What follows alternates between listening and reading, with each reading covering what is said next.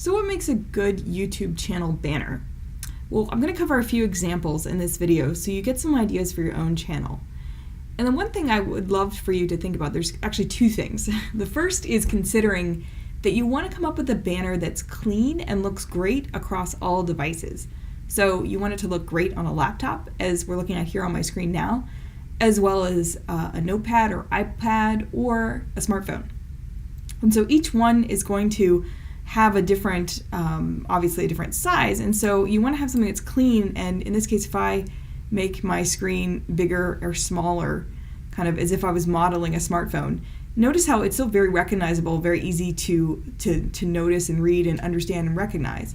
And so you want to think about the adaptability of your banner first, and second, you want to consider how that banner is going to look across your channel page, so that it looks like one unified presentation. So it looks really tight with your profile image as well as the thumbnail images. And so we're going to start here with this example from Masters of Scale by Reid Hoffman. It's a podcast as well as this cool YouTube channel that he created.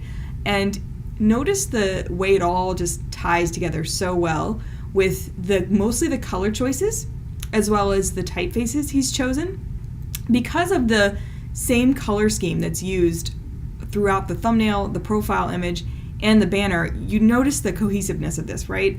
And the page itself looks nice and tight and clean because of that cohesiveness. And so there's a lot of thought put into the branding behind this, not only so you just recognize it as Masters of Scale with that green color and the blue, that's kind of his signature color scheme, but not only that, but the whole page itself just looks unified and it looks organized. And it's also easy on the eye to scroll down and kind of see what's there and available. And it just feels good to look at compared to something where everything is different. The banner doesn't match the profile image doesn't match any of the thumbnails. You get my point. You'll also notice on this Masters of Scale channel, there's a lot of what I would call white space, even though it happens to be blue in this case. But the white space lends a cleanliness to it, and it keeps things calm to the eye as well. And the colors being as they are, with the images actually being a monotone scheme, that keeps things very clean, very tight, and it just makes everything look really tied together. So that's a great example of what you can do with your own channel if you're considering what colors to limit your color palette and limit your typefaces. And also consider, if you're using images, if you might create a style to those images, like making them monotone if they're faces, for instance. Another example, something a little bit different, is Marie Forleo. So Marie Forleo, again, notice how she has this clean presentation to her channel because she's using white space.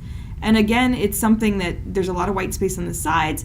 This is a design that's going to adapt nicely, even if it's small, on a smartphone, for instance.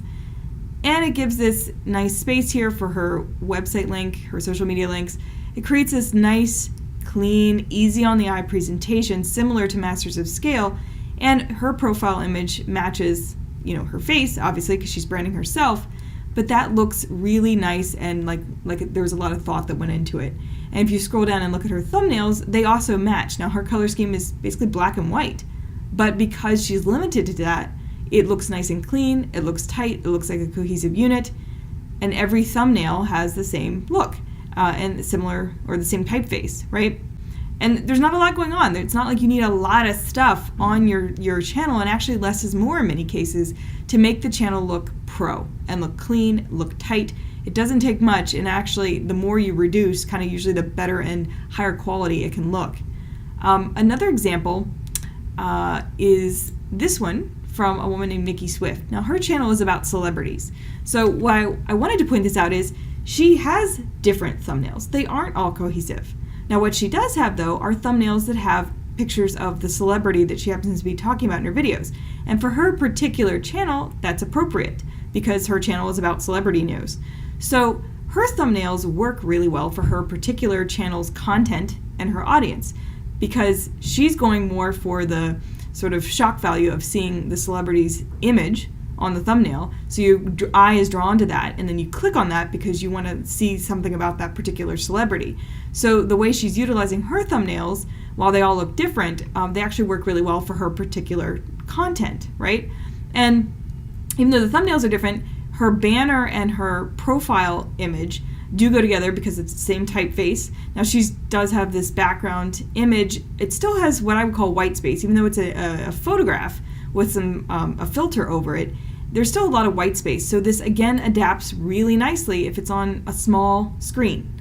So it's really good to think about how your design is going to adapt on a small screen, and less is more in the banner, but then making sure the profile image ties in and matches in some way. That's a key thing. And ideally you want your colors to tie together somewhat. But in the case of Nikki Swift, that's not actually necessary. It's actually more important to get the celebrity face on her thumbnails. In Marie's case, probably someone's coming to this channel because they know Marie. So notice her face is featured in pretty much every thumbnail, and they all look, all the thumbnails are similar, and her face is featured in her banner. So if people are coming to your channel because they know you, it might be smart to put your face in the banner. Similar to Reid Hoffman into his channel. So thinking about how your audience is going to land on this channel and what they're looking for. In Reid's case, they're probably, an audience member might be looking for a particular founder or CEO's face, and they would recognize that person because this is a channel that's directed towards mostly founders, startup founders, CEOs, entrepreneurs. So they're going to be familiar with these people's faces or the names. And so he's highlighting those on his thumbnails as well as his banner because Mark Zuckerberg's face is very recognizable to a startup founder.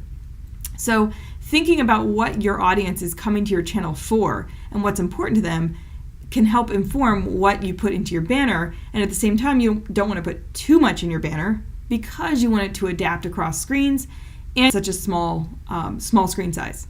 So I hope this helped and gave you some ideas. I'd love to hear what you think.